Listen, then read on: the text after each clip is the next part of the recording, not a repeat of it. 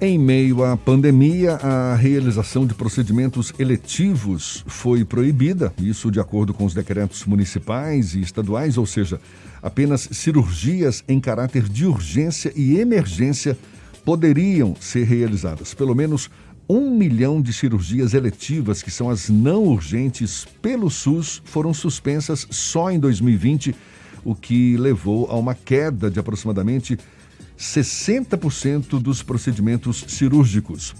A gente fala mais sobre o assunto e conversa agora com o mestre do capítulo Bahia do Colégio Brasileiro de Cirurgiões, o médico cirurgião Luiz Viana, nosso convidado aqui no Issa Bahia. Seja bem-vindo. Bom dia, doutor Luiz. Bom dia, Jefferson. Bom dia, Fernando. Bom dia a todos os ouvintes aí da Tarde FM. É um prazer poder participar do programa de vocês.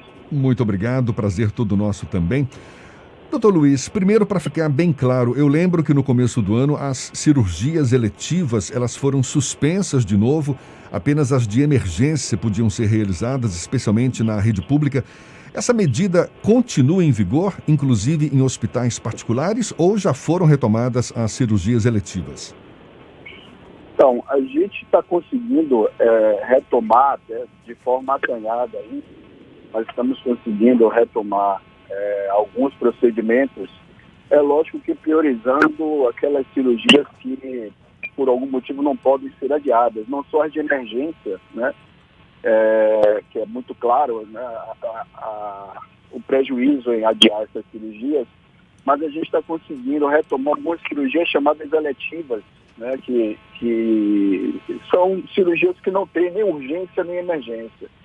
Só que nós estamos priorizando aquelas patologias que precisam ser operadas com brevidade, né? Principalmente câncer.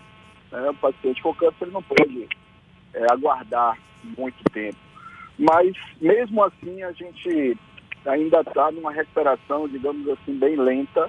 Né? O próprio paciente ele tem receio da pandemia, de ir para o hospital. Inclusive, isso está prejudicando o próprio paciente, né? Tem tendo algumas doenças que elas agravam com o tempo. E o paciente com esse receio termina nos procurando em uma fase mais adiantada da doença. Então, assim, existem algumas restrições ainda, né? Existe, como todo mundo está acompanhando, a ameaça de uma possível terceira onda, então todos estamos preocupados com isso, mas estamos conseguindo nos recuperar, né, de uma maneira, como eu falei, um pouco mais lenta, mas eu acredito que se a situação estabilizar ou melhorar, em breve nós conseguiremos recuperar essa assistência, né, que perdemos aí durante esses 2 anos. Ainda existem algumas condicionantes, não é? Se o cenário melhorar, se houver digamos, uma retomada também acelerada dessas cirurgias que não foram realizadas, qual é a avaliação que o senhor faz do impacto da não realização dessas cirurgias eletivas? A gente tem esse dado aí do SUS, 1 milhão de cirurgias eletivas que não foram realizadas o ano passado. O impacto dessa situação sobre o sistema que já está comprometido com a pandemia, ou seja, pode causar uma sobrecarga no sistema? Isso, exatamente, é um fato que nos preocupa bastante, porque são patologias que precisam de uma intervenção cirúrgica, né? Não estou falando de doenças clínicas que você pode manter o tratamento, mesmo durante a pandemia, até numa forma que está sendo muito utilizada aí como telemedicina, né? Consulta online. O procedimento cirúrgico não, o paciente precisa da intervenção. Então, em algum momento, esses pacientes vão precisar ser operados. E o receio de toda a comunidade médica, principalmente dos cirurgiões, é exatamente isso, né? Uma sobrecarga do sistema. Em algum momento, esses pacientes vão procurar a rede, principalmente a rede pública, eu acho que está sendo mais prejudicado, até pela demanda, né, que existe no sistema público, que é muito maior. Esses pacientes, em algum momento, eles vão procurar os hospitais e nós vamos precisar tratar. O receio é exatamente isso. Provavelmente, né, se esse retorno não for muito bem escalonado, a estratégia da assistência não for bem definida, pode haver sim uma sobrecarga. E quando eu falo sobrecarga, não é só a procura em relação às filas, né? Sobrecarga principalmente pela carência dos insumos, medicamentos que estão sendo utilizados agora, né? Lembrando que para a gente operar, precisa anestesiar o paciente. E as drogas utilizadas na anestesia, muitas delas são utilizadas agora nos pacientes principalmente com a forma grave da Covid, que estão em UTI, que estão em sedativos, bloqueadores neuromusculares. E essas medicações estão em falta no mercado, né? Agora está conseguindo regularizar, mas a gente teve um período muito crítico aí e vamos precisar dessas medicações para talvez uma interseção aí, ainda com a pandemia e o ritmo crescente das cirurgias, pode ser que tenha uma sobrecarga maior novamente no sistema. Entre as cirurgias que estão suspensas, também estão as intervenções plásticas ou elas estão acontecendo normalmente, cirurgias plásticas, nesse período? Olha, as cirurgias plásticas são consideradas eletivas, né? Como eu falei, elas entram naquele grupo de cirurgias que podem ser postergadas. É lógico que existem algumas cirurgias plásticas que talvez tenham uma ideia equivocada que toda cirurgia plástica é estética, mas existem algumas cirurgias plásticas que são funcionais, né, que tratam doenças também. Então, eu acredito que boa parte das cirurgias plásticas, assim como as cirurgias que não são estéticas também eletivas, estão sendo adiadas, mas não 100% das cirurgias. A gente não tem como parar todo o sistema, porque tem pacientes que já têm uma programação, que aceitam fazer a intervenção. Por exemplo, a gente tem pacientes vítimas de queimaduras que precisam, né, de um segmento, principalmente da cirurgia plástica. Esses pacientes estão sendo operados, né? Como a cirurgia plástica, como qualquer outra especialidade, está sofrendo com a pandemia, lógico, por conta a gente passou um período aí que não tinha, que estava faltando sala de cirurgia, porque estava sendo utilizado para absorver a demanda dos pacientes Covid, né? Então, todas as especialidades estão sofrendo. A cirurgia plástica, com certeza, é uma delas também. Com relação a essa questão das salas de cirurgia, elas são salas que, teoricamente, poderiam funcionar como UTIs. E durante uma alta demanda da segunda onda, houve, inclusive, a transformação dessas salas de cirurgias em redes hospitalares, em salas de UTI. Isso já passou a ser revertido? Já existem salas de cirurgia para o funcionamento dessas especialidades, ainda que não sejam para cirurgias eletivas? Não, eu acho que, em relação ao que nós passamos, a situação já está melhor, né?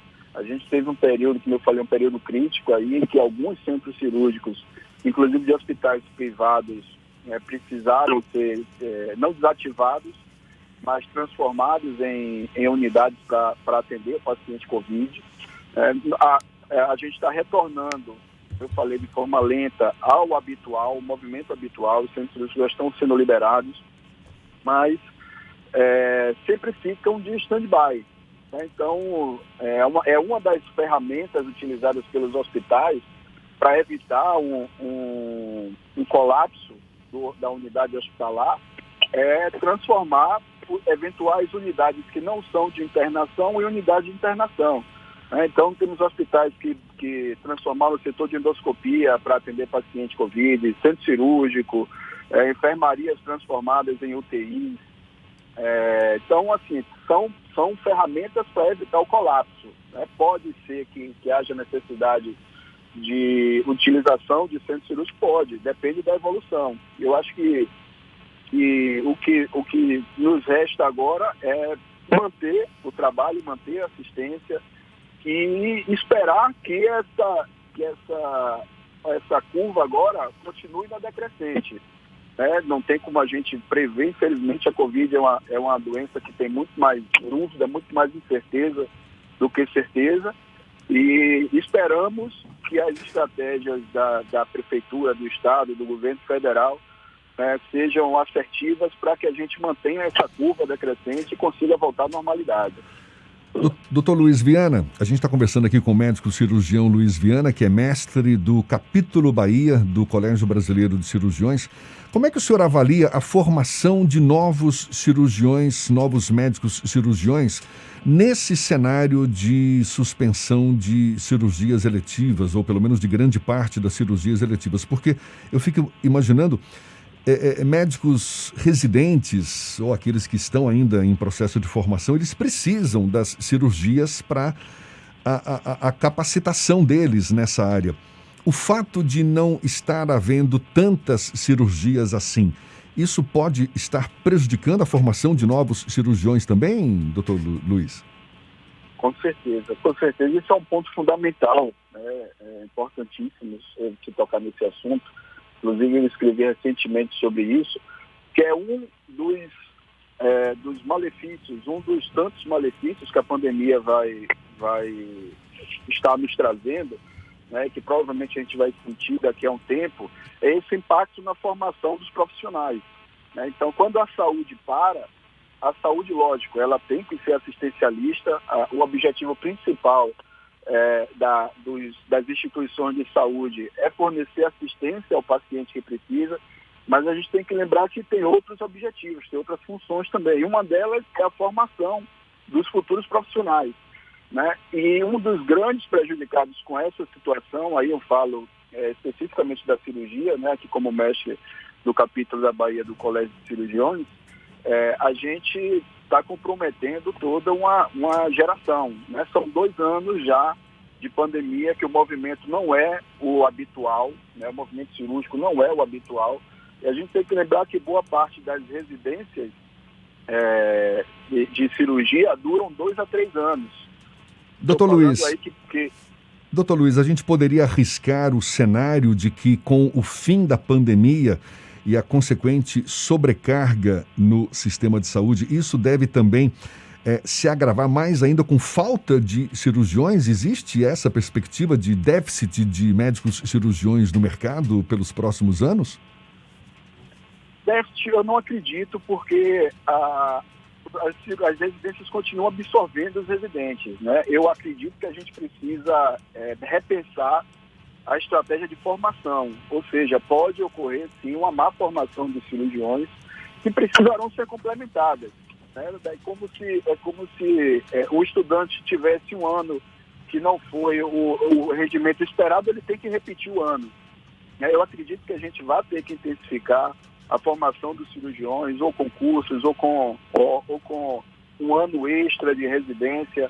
Mas o residente ele precisa de um movimento mínimo para que a gente consiga formar ele com segurança. Então, eu acredito que a gente vai precisar, sim, de alguma forma, repensar a formação desses cirurgiões que sofreram com a pandemia, né? com a diminuição do movimento cirúrgico.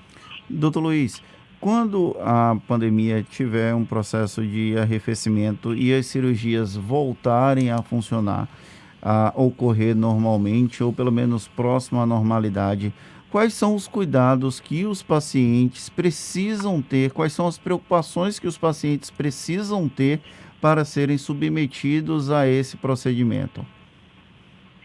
Então, principalmente, as preocupações são as mesmas de hoje, né? A gente vai precisar testar os pacientes. Lógico que existe a possibilidade, mesmo atualmente, da gente estar submetendo o paciente oligossintomático, ou seja, com poucos sintomas, mas infectado pela doença, submetendo a cirurgia. Isso é que a gente está tentando reduzir o risco ao mínimo, né? Como é que a gente faz isso? Testando os pacientes, né?